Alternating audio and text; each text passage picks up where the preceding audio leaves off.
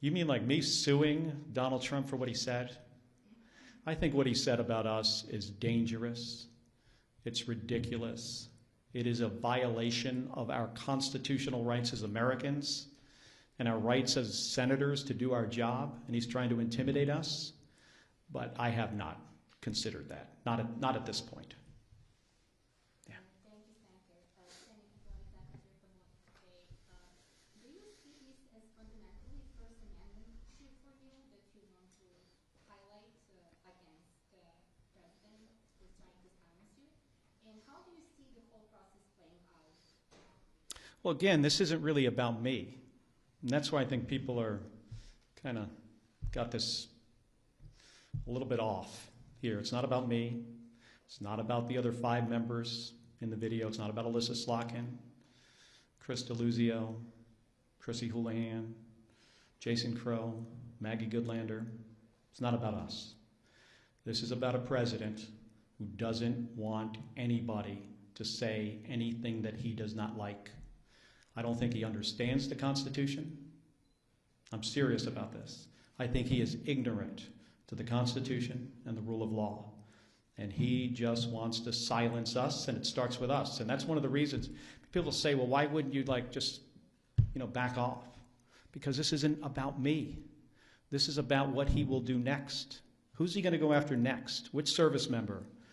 Which government employee? Which citizen who decides to say something that this president doesn't like, and then he goes after them, in my case with the Secretary of Defense. Who knows what's next? With the Attorney General? I mean, this DOJ has been just, attacking people for all kinds of stuff. And what's next? Our First Amendment rights?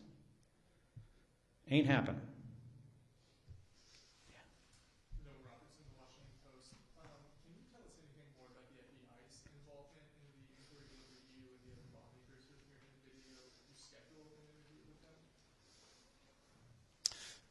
We haven't heard all that much. We got notified. I think the better question is, what is their motivation? Like, did this come from the FBI? Do you guys think the FBI, they went into their meeting that morning and said, of all the stuff that's going on in the country right now, we got to get right on top of this.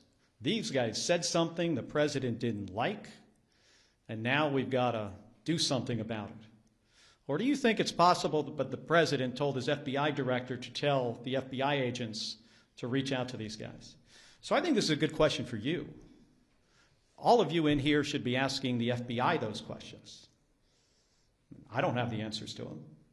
Yeah. Can you tell us anything more about the Senate Armed Services Committee's inquiry into the September 2nd strike, the nature of the request for information submitted, what information has been sent back from DOD so far in your conversations with the chairman? Well, we had a brief on the first 3 strikes, and I have said this, before 10 days ago, that they're tying themselves in knots trying to explain why this entire operation is legal. And I imagine eventually, I hope you have an opportunity to see the legal argument that they made to do this. It's important for the American people to see it. We have to get folks before the committee. And, that process might take a little while. But I ultimately think we're going to get to the bottom of this. And again, if what seems to happen actually happened, I'm really worried about our service members.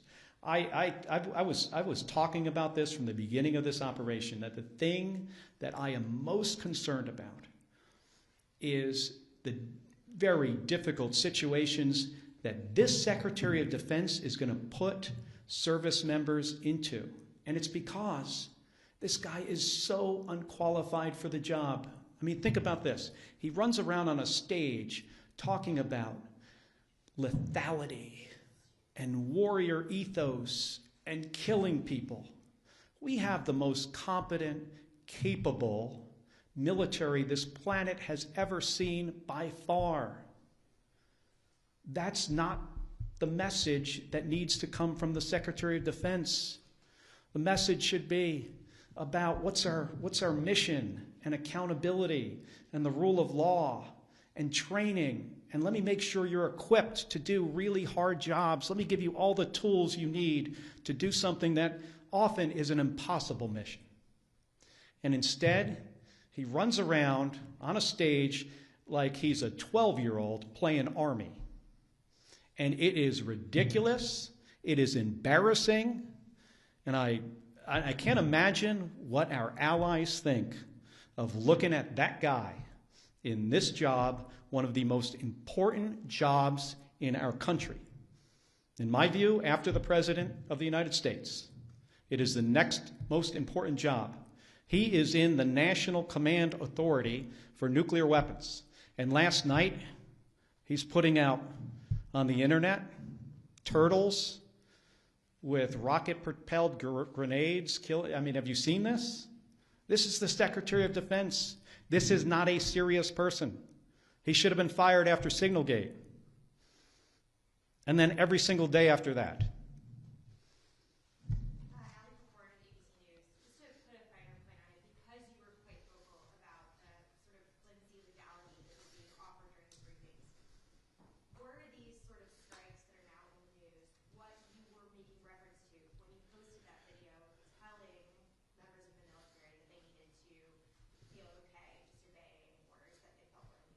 Based on who this president is and who this Secretary of Defense is, and specifically things that the president has said in the past and things he was talking about doing in the future. Let me give you an example. 2016, he's talking about something on a debate stage that was clearly illegal, and he was reminded by Brett Baer from Fox News that that would be an illegal order. Military won't do that. You know what the president's response was to that? The military will not refuse my orders, implying that even if they are illegal, they will not refuse them. He's also talked about shooting protesters in the legs. Then he's talking about deploying more troops to American cities and using those cities as training grounds. Do you know what that means? That means using the American people for the military to train on. So we were looking forward to try to head something off at the pass that could have been really, really bad. So it wasn't about this specific thing.